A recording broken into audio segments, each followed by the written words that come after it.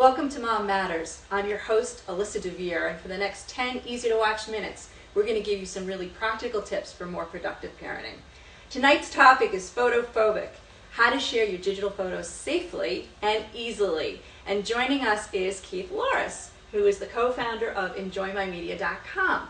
Keith, thanks for joining us. My pleasure. A lot of people use digital photos, but may not really understand technically how some of the photography itself works, as well as some of the digital services like Flickr and Shutterfly. Did I get that right? Shutterfly, yeah. Mouthful. So can you just give us kind of a 101 of digital photography, how this all works, and as a consumer, what we're doing? Sure.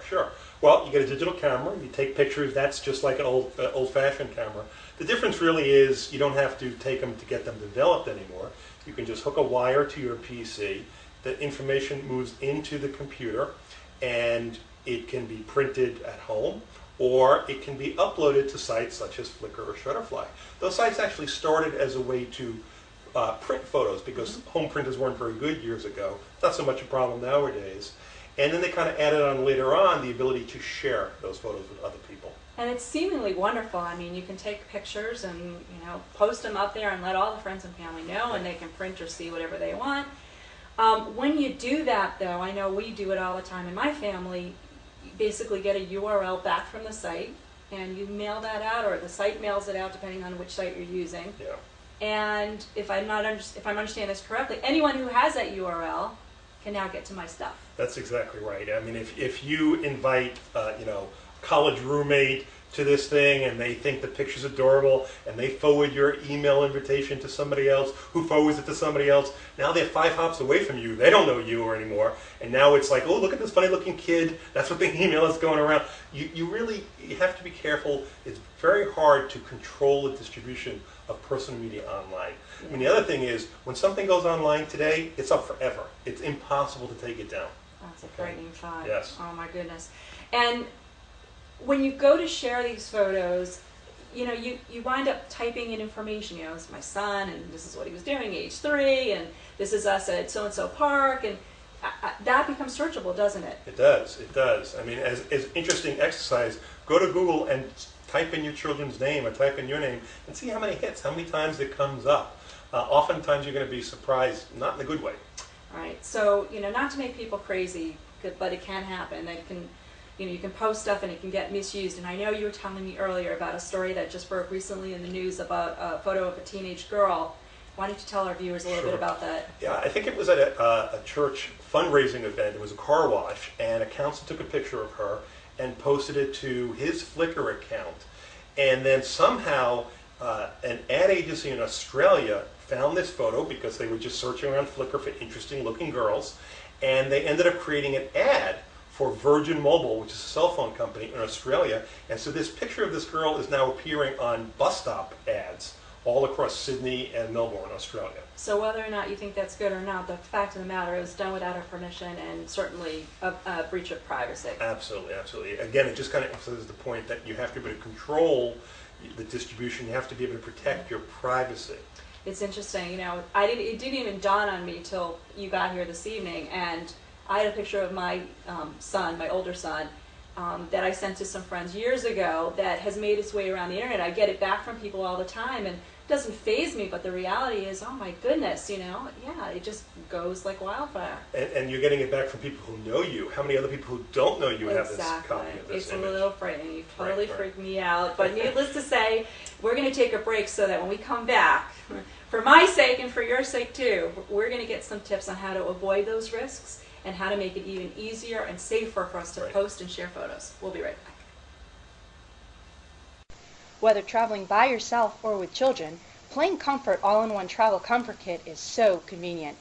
The kit includes a wonderfully soft microfleece blanket, a fleece top pillowcase, and an inflatable pillow, all in a hands-free tote that you can sling across yourself or your carry-on.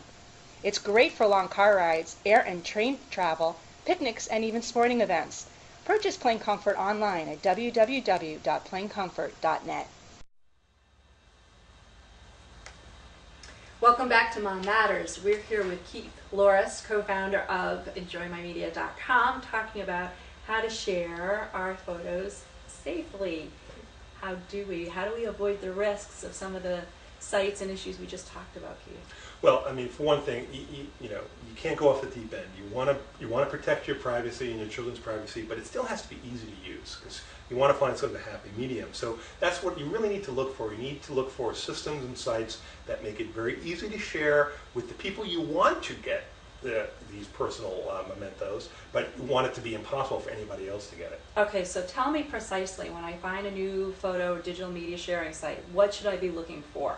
You want to look at, see, how easy is it to turn their privacy controls on? Is it buried? Is the default position that it's open to everybody? When you go to the homepage, can you search for content? If you can search for content, other people can be searching for your content and can bring it up. There's also a federal law that's relevant here. It's called the Children's Online Privacy Protection Act, COPA. And you want to see if the site is COPA compliant. Basically, it mandates extra special protections to protect the privacy of children. Excellent. Not all sites are No, not at all. compliant. Not at all. Excellent. That's a good tip. Tell me a little bit about ease of use too, because I know as a busy parent, we are all looking for extra seconds. Yeah. What are some of the things that make it even easier to share, but still safe to use? Right.